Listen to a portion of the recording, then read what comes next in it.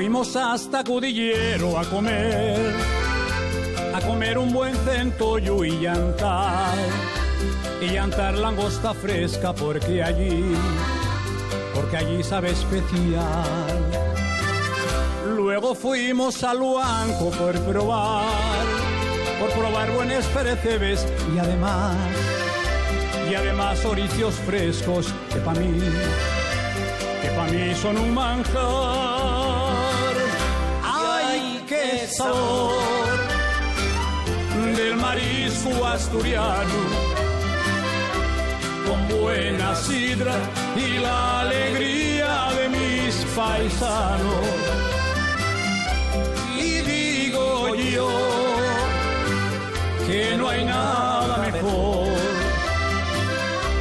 después de todo, cantar a coro una canción.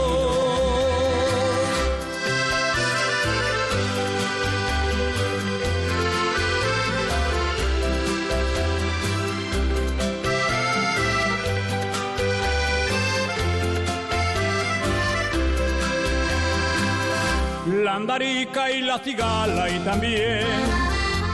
también los mejillones al vapor, con la salsa marinera saben bien, y el puerto de Candás.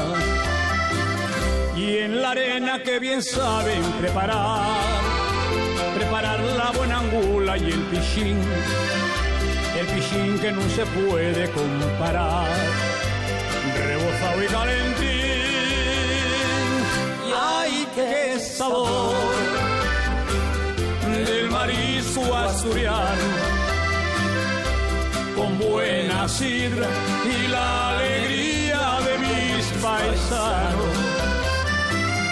Y digo yo que no hay nada mejor, después de todo, cantar a